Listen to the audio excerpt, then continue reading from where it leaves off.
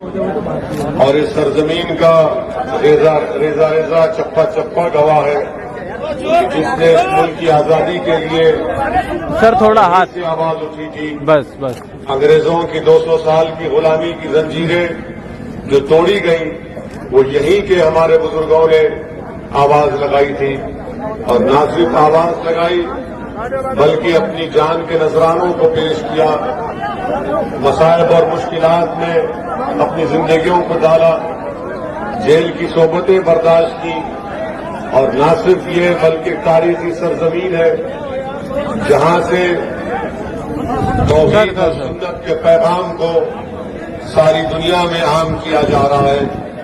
तो ये मेरे लिए बड़ी बाइज़ इज्जत और बाइज़ फख्र की बात है कि मैं इस तारीखी सरजमीन में आया हूं और आपके दरमियान में खड़े होकर मैं एक ऐसे खानवादे के जानशीन और उनके फर्जन के लिए आपसे गुजारिश करने आया हूं जिनके बुजुर्गों ने इस मुल्क के लिए अपना सब कुछ दे दिया, सब कुछ लुटा दिया। उन्होंने अपनी जिंदगी के चैन और सुकून को बर्बाद कर दिया। उन्होंने इस मुल्क में टू नेशन थियरी को उन्होंने रिजेक्ट किया। यहाँ ठीक मैं है, ऐसे निकलने नहीं दे रहे यार, बिल्कुल भी बहुत बुरा हाल है। मेरे भाई मौलाना मसूद मदनी के हक में आपको वोट देने की अपील करने के लिए आया हूं और हमारा फरीजा है। मेरे अजीज दोस्तों और बुजुर्गों, इस खानदान का एक बहुत बड़ा एहसान हम तमाम पर है और मैं ये समझता हूं कि अगर हम अपने वोट से यहां से इस विधानसभा से मेरे छोटे भाई मसूद मदनी साहब को कामयाब करेंगे, अब उमेर मदनी साहब को कामयाब करेंगे, तो मैं समझता हूं कि इंशाअल्लाह ताला हम न सिर्फ उन बुजुर्गों पे खराज अकीदत भी पेश करेंगे बल्कि हम दोबारा उन बुजुर्गों की उन लड़ाई को, उनकी कुर्बानियों की याद को ताजा कर देंगे, क्योंकि आज इस देश में उन्हीं बुजुर्गों की लड़ाई की लड़ने की जरूरत है जिन्होंने इस देश को बचाया था, जिन्होंने इस देश को फिरका परस्ती के जहर से छुटकारा दिलाया था। मेरे अजीज दोस्तों और बुजुर्गों, असदुद्दीन ओवैसी आपसे थोड़ा साइड में आया है कि 14 तारीख के दिन आप मुत्तहिदा तौर पर अपने के वोट का इस्तेमाल करिए और आपको डरने और घबराने की जरूरत नहीं है। मैं तो बीजेपी की हुकूमत से और बीजेपी से कहना चाह रहा हूं कि आपने यहां पर इस विधानसभा में एटीएस सेंटर बनाने का काम कर रहे, मगर आप ये बताओ, मैं इस प्रदेश के मुख्यमंत्री से पूछना चाह रहा हूं उन दहशतगर्दों का क्या करेंगे जिन्होंने हमारी गाड़ी पर गोलियां चलाई थी। आप उन दहशतगर्दों का क्या करेंगे जो टोल बूथ के पास पूरे हथियार लेकर खड़े होकर हमारी जान लेना चाहते थे? क्या वो दहशतगर्दी नहीं है? बड़ी बड़ी बातें उत्तर प्रदेश के मुख्यमंत्री करते हैं कि काम भी और लगाम भी। आपकी लगाम उन लोगों पर क्यों नहीं पहुंचती जो देश के संविधान की धज्जियां उड़ा रहे हैं, जो देश की जमहूरियत को कमजोर करना चाहते हैं, जो गोली पर चाहते हैं? तो याद रखिए, ना समाजवादी, ना बसपा, ना कांग्रेस आपको हिस्सा देगी। वो यही चाहते हैं कि आपको डराकर, आपको कैदी बनाकर आपके वोट को हासिल किया जाए।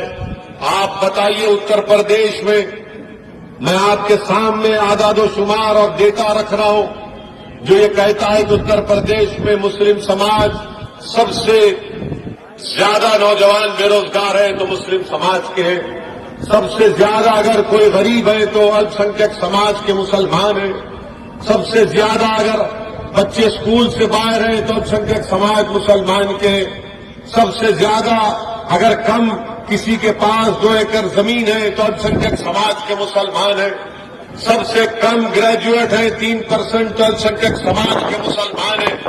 आप बताओ कि हमको क्या मिला? सिवाय डर के कुछ नहीं मिला। हम 40 साल से सिर्फ फिरका परस्ती को रोकने के लिए वोट डाल रहे हैं। हम 40 साल से सिर्फ हमारे तहफ्फुज़ के लिए वोट डाल रहे हैं। हम 40 साल से सिर्फ इनके झूठे दिलफरेब वादों पर भरोसा कर वोट डाल रहे कि आपको आपका जायज मुकाम दिला दिया जाएगा। फिरका परस्ती इतनी उरूज पर आ गई कि बीजेपी के पास 300 एमपी जीत कर आ गए। आज हमको इतना दबाया और कुचला जा रहा है कि हम अपनी आवाज तक नहीं उठा सकते।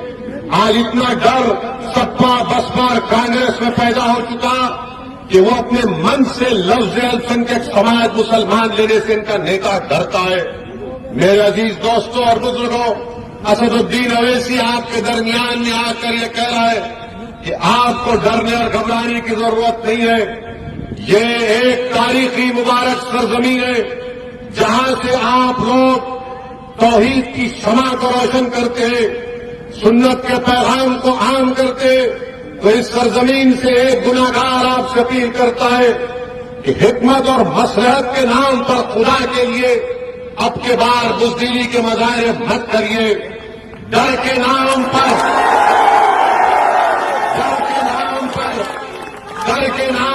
आप उन पार्टियों को वोट मत दीजिए जो हमेशा आपको डूबते आए हैं।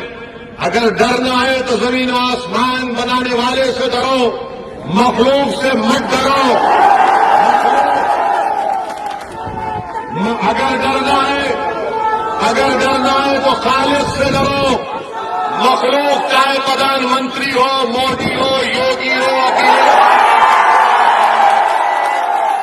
हम जिंदा हैं और जिंदा रहेंगे। जिंदगी की मिसाल ये कि आप बातिल ताकतों से समझौता नहीं करेंगे। जिंदगी की मिसाल ये कि आप मजलूमों का साथ देंगे। जिंदगी की मिसाल ये है कि आप जुल्म को जमहूरी तरीके से उसका खात्मा करेंगे। जिंदगी की मिसाल ये है कि आप अपने वोट की अहमियत और कीमत को जानेंगे। मेरे अजीज दोस्तों और बुजुर्गों, क्या 2014 में ओवैसी ने इलेक्शन लड़ा था? नहीं। 2017 में हम सिर्फ 30 सीट पर चुनाव लड़े, तब भी अखिलेश और राहुल की जोड़ी जो नाहिल और नाकाम जोड़ी थी, 2019 में हम नहीं लड़े, अखिलेश और बहन जी मिलकर लड़े, सिर्फ 15 लोकसभा की सीट पर कामयाबी हासिल की। समाजवादी के लोग आज हम पर उंगलियां उठाते।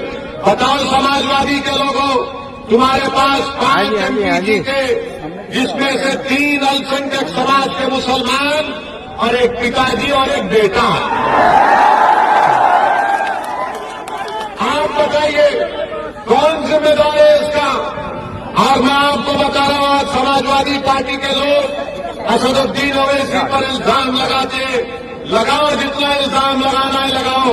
मैं तुमको बता रहा हूं कि तुम्हारे इल्जाम लगाने से मैं पीछे हटने वाला नहीं हूं इंशाअल्लाह।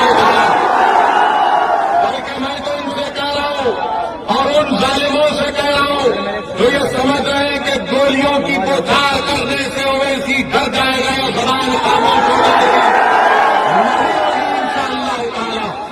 नहीं होगी। ना इनके इल्जाम मेरे हौसले और अज़म में कमी पैदा कर सकेंगे, ना किसी जालिम की गोलियां मेरे दिल में सिवाय। हाँ भाई।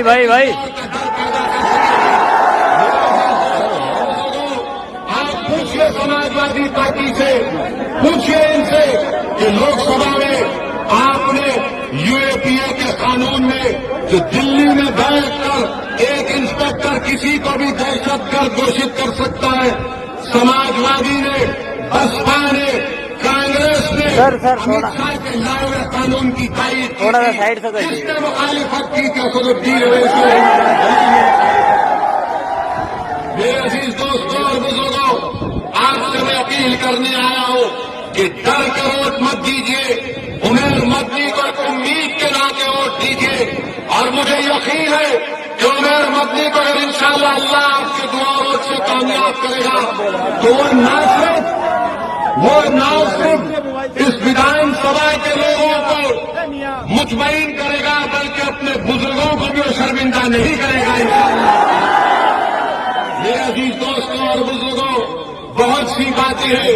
मैं सिर्फ चंद बात आपके सामने करके यहां से रुखसत हो जाऊंगा।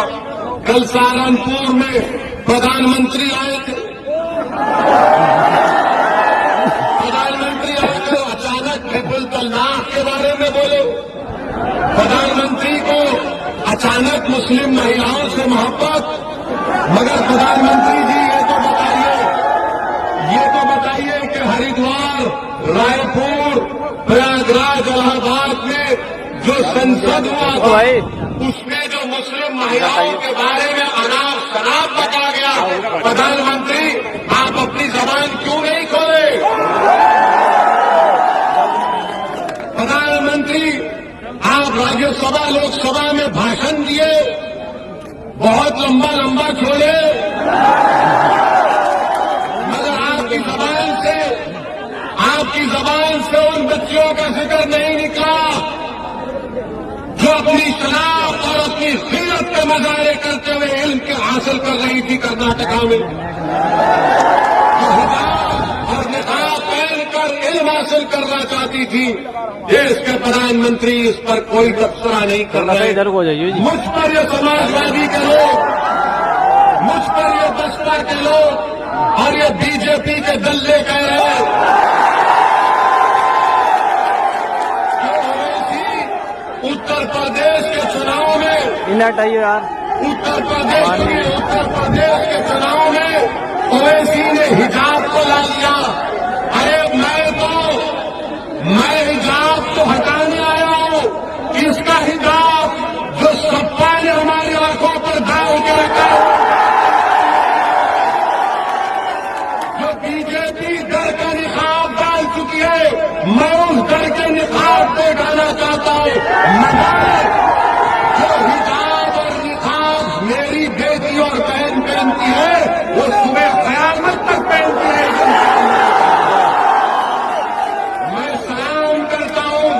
मुस्कान की बहादुरी को, जिसके अतराफ में 10-15 लोग जमा हो गए, तब भी उस बच्ची ने जो बहादुरी का मुजाहरा किया, उसने बीबीसी को इंटरव्यू देते हुए कहा कि जब लोग जमा हो गए, सुनो, जो तुमको डरा रहे ना बीजेपी से, सुनो उस बच्ची के पैगाम को। उस बच्ची ने हमको पैगाम दिया, उस मासूम बच्ची ने हमको जिंदगी का मकसद बता दिया।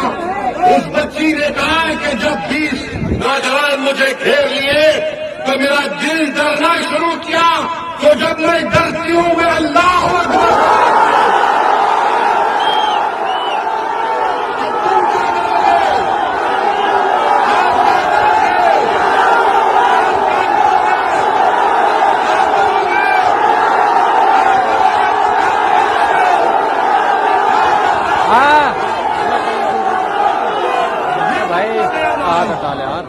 इस मकसद को समझो आप, जो हमारी जबानों को बंद करना चाहता है।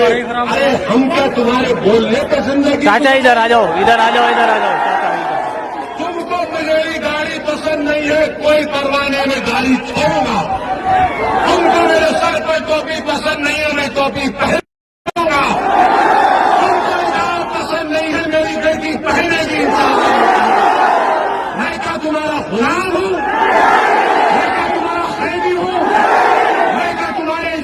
बैठ जाऊंगा?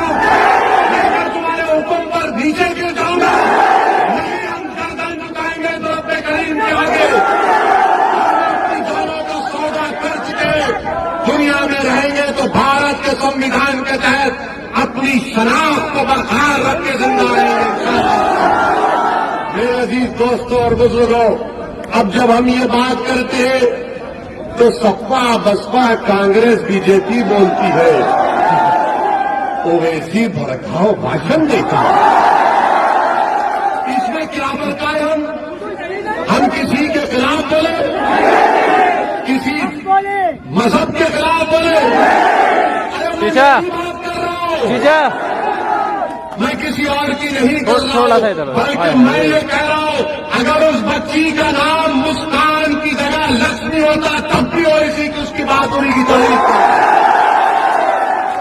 मगर ये लोग समझते नहीं है, ये लोग समझते नहीं है। याद रखो आप इस बात को, याद रखो कि समाजवादी पार्टी ने कल्याण सिंह को टिकट देकर लोकसभा पहुंचा दिया। आप खामोश बैठ गए मसलहत के नाम पर। आज समाजवादी पार्टी ने चांदपुर विधानसभा में एक ऐसे शख्स को अखिलेश ने प्रत्याशी बनाया जो खुद उसकी सरकार ने उसको मुजफ्फरनगर के कांड में गिरफ्तार किया था। हसनपुर से ऐसे प्रत्याशी को दिया जो खुद कहता है कि मैं आरएसएस का मेंबर हूं। आप बताओ फिर कौन हाँ जी साहब ये सर मेरे अजीज दोस्तों और बुजुर्गों, आपसे अपील कर रहे हैं कि 14 तारीख के दिन बेखौफ होकर पूरे इत्मीनान के साथ देवबंद की विधानसभा में मजलिस के उम्मीदवार उमैर मदनी साहब को बटन के निशान पर बटन दबाकर आप अपने इत्तेहाद को कामयाब करिए, हिस्सा करिए और 14 तारीख के दिन पूरी विधानसभा के आसमानों पर खाली पतंग नजर अपने इत्तेहाद के जरिए अपनी आवाज को, अपनी पहचान को उत्तर प्रदेश के विधानसभा में भिजाइए। मैं आपका शुक्रिया अदा करता हूं। मुझे एक और 2 मुकामात पर जाना है। इंशाअल्लाह ताला मैंने हजरत से वादा किया है कि चुनाव के बाद फिर